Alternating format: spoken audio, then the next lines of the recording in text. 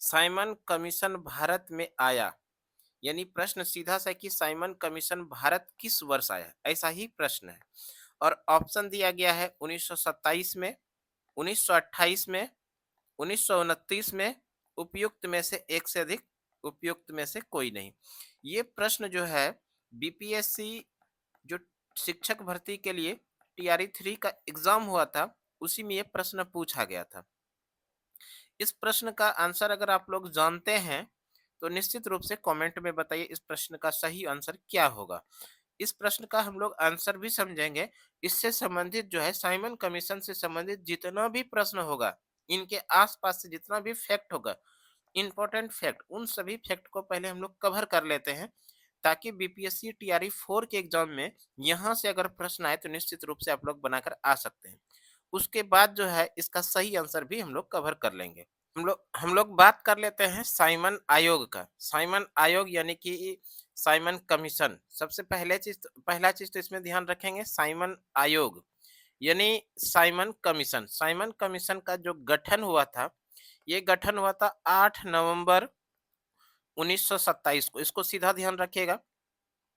Simon commission का गठन कब हुआ था? 8 नवंबर 1927 को साइमन आयोग यानी साइमन कमीशन का गठन हुआ था। और साइमन आयोग का जो गठन किया गया था, किसके द्वारा किया गया था, यानी कौन सा दल के द्वारा? तो हम लोग याद रखेंगे कंजर्वेटिंग पार्टी, जिसको कि रूढ़िवादी दल के नाम से जानते हैं। सीधा आंसर क्वेश्चन पूछा जाएगा आप लोगों से, साइमन कमीशन यानी साइमन आयोग का गठन किसके द्वारा किया गया था? और वहां पर ऑप्शन देखने के लिए मिलेगा कंजर्वेटिंग पार्टी या रूढ़िवादी दल। तो इसी कंजर्वेटिंग पार्टी या रूढ़िवादी दल के द्वारा 8 नवंबर 1927 को साइमन आयोग यानी साइमन कमीशन का गठन किया गया था। और साइमन आयोग जो था, ये 7 सदस्यों का था। साइमन आयोग यानी साइमन कमीशन का जो गठन किया गया था, इसमें कुल मिला के 7 सदस्य थे। कितने सदस्य थे? साइमन आयोग में कितने सदस्य थे? 7 सदस्य थे। और ये जो 7 सदस्य थे, इसमें मुख्य रूप से कंजर्वेटिंग पार्टी के सदस्य थे, लेबर यानी श्रमिक दल के सदस्य थे, और लिबरल या उदारवादी दल के संगठन के सदस्य थे। ये इन लोगों से मिलकर 7 सदस्यों का एक कमेटी बनाई गई थी। एक दल बनाया गया था, एक आयोग बनाया गया था, जिसको कि साइमन आयोग के नाम से जानते हैं। एक प्रश्न पूछा जाएगा आप लोगों से, साइमन आयोग यानी साइमन कमीशन के अध्यक्ष कौन थे? अध्यक्ष कौन बनाए गए थे? साइमन कमीशन के अध्यक्ष बनाए गए थे sir John Simon. Sir John Simon Simon commission के अध्यक्ष थे। और सर जॉन साइमन जो थे, ये उदारवादी दल के थे, यानी लिबरल पार्टी के थे। इसको भी ध्यान रखिएगा। साइमन कमीशन के अध्यक्ष सर जॉन साइमन का संबंध किस दल से था? तो उदारवादी दल यानी लिबरल दल से संबंधित था। आगे इसी में बात करते हैं। सर जॉन साइमन की अध्यक्षता में साइमन कमीशन का गठन हुआ था 8 नवंबर 1927 को। और इसमें कुल मिला के कितने सदस्य थे? 7 सदस्य थे।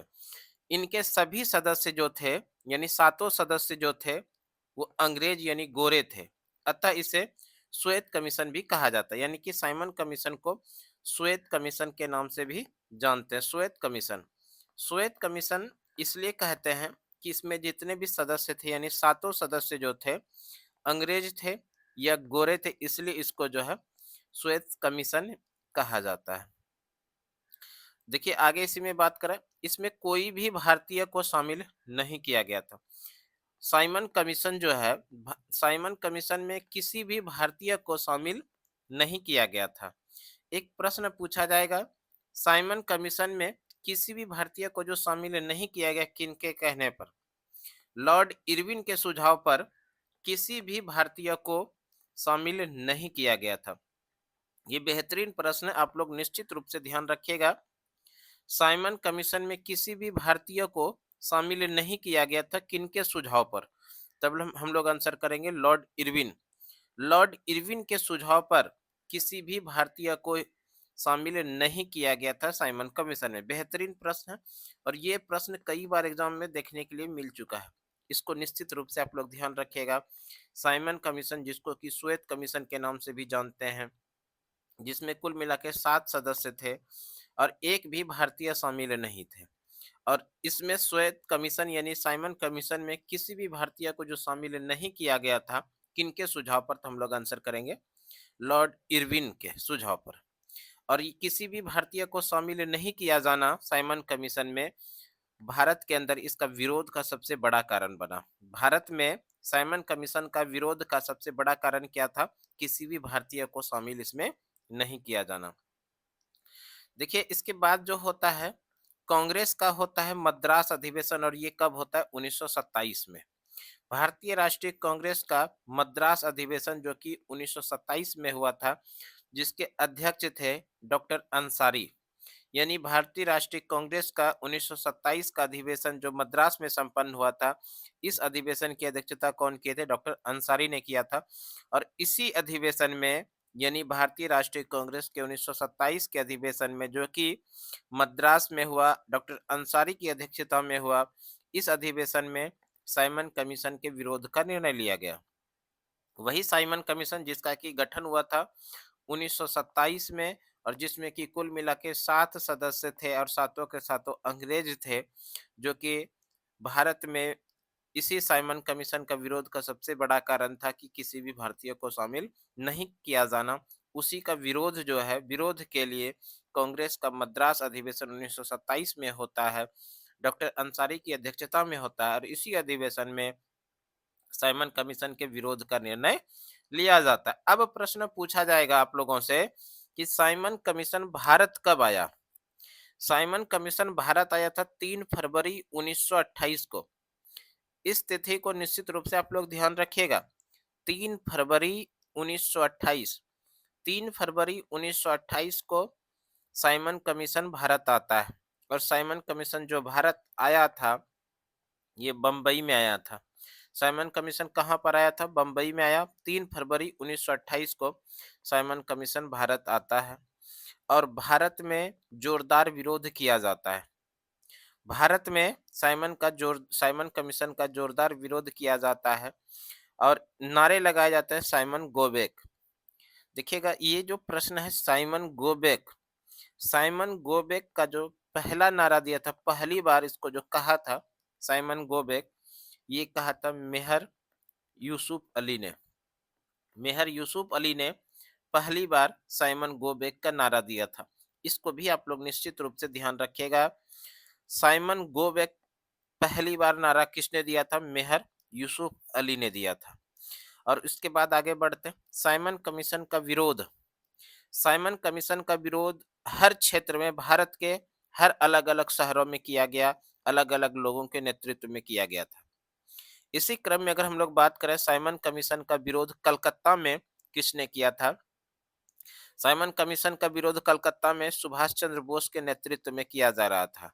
साइमन कमीशन का विरोध कलकत्ता में किसके नेतृत्व में किया जा रहा था? सुभाष चंद्र बोस के नेतृत्व में किया जा रहा था। वहीं पर साइमन कमीशन का विरोध मद्रास में जो किया जा रहा था, वो टी प्रकाशन की अगुवाई में किया जा रहा था, इनके नेतृत्व में किया जा रहा था। तो प्रश्न आप लोगों से इस तरह से भी पूछा जा सकता है, साइमन कमीशन का विरोध कलकत्ता में किसके नेतृत्व में किया जा रहा था? सुभाष चंद्र बोस के नेतृत्व में। वहीं पर सवाल बनेगा साइमन कमीशन का विरोध मद्रास में किसके नेतृत्व में किया जा रहा था? टी प्रकाशन के नेतृत्व में किया जा रहा था। इसी तरह से लखनऊ में साइमन कमीशन का जो विरोध का नेतृत्व किया जा रहा था, वो खली कुज कमा ने किया जा रहा था। इनके नेतृत्व में खली कुज्जमा के नेतृत्व में लखनऊ में साइमन कमीशन का विरोध का नेतृत्व किया जा रहा था। साइमन कमीशन का सबसे बड़ा जो नेतृत्व करता था, सबसे बड़ा जो प्रतिक्रिया आया विरोध का, वो आया था लाहौर में। कहाँ से? लाहौर में।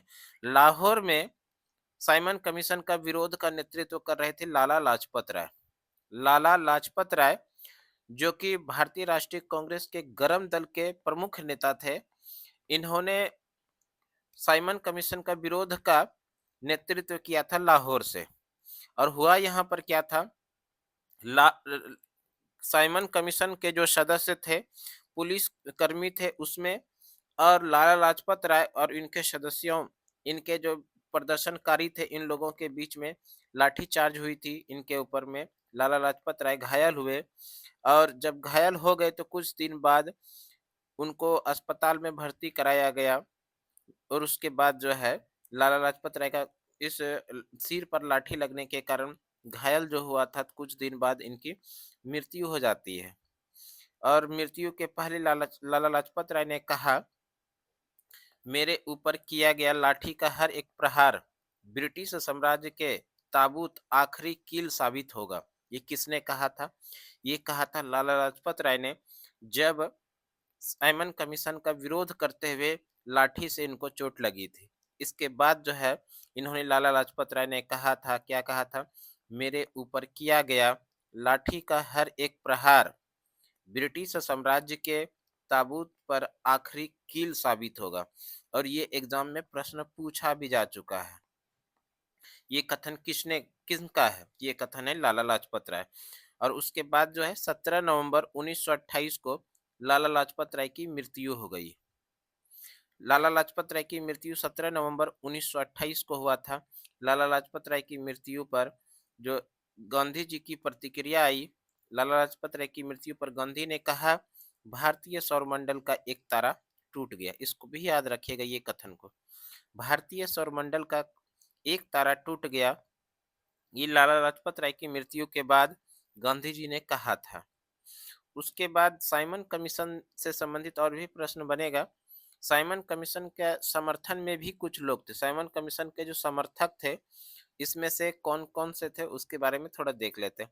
साइमन कमीशन के समर्थक थे, कुछ जमींदार थे, कुछ पूंजीपति थे और डॉक्टर भीमराव अंबेडकर थे और मुस्लिम लीग थे। मुस्लिम लीग में भी कुछ गुट थे और बाकी कुछ गुट नहीं थे। इसमें कौन कौन से गुट थे तो इसके बारे में थोड़ा देख लीजिए। मोहम्मद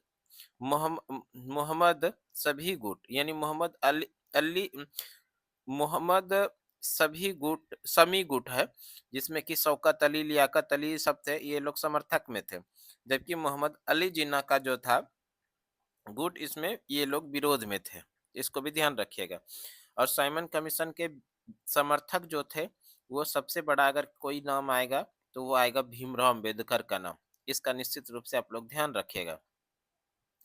उसके बाद जो है इस तरह की घटना के बाद साइमन कमीशन के लिए दो समितियां बनाई गई जांच के लिए। साइमन कमीशन के लिए दो समितियां बनाई गई जांच के लिए। एक तो बनाई गई बटलर समिति। तो यहाँ से सीधा प्रश्न पूछा जाएगा, बटलर समिति का संबंध किससे है? तो हम लोग क्या करेंगे? साइमन कमीशन से संबंधित आंसर करेंगे। साइमन कमीशन से संबंधित है बटलर समिति। बटलर समिति का गठन 1927 में भारत सरकार और देशीय नरेशों के आपसी संबंधों पर विचार करने हेतु बटलर समिति बनाई गई थी। बटलर समिति 1927 में बनाई गई थी। भारत सरकार और देशीय नरेशों को के आपसी संबंधों पर विचार करने हेतु बनाई गई थी। और एक जो है समिति बनाई गई थी, जिसका नाम है हार्टोग समिति। हार्टोग समिति 1929 में बनाया गया था। और हार्टोग समिति जो बनाया गया था शिक्षा पर विचार करने हेतु। हार्टोग समिति क्यों बनाया गया था? शिक्षा पर विचार करने हेतु बनाया गया था और ये 1929 में बनाया गया था।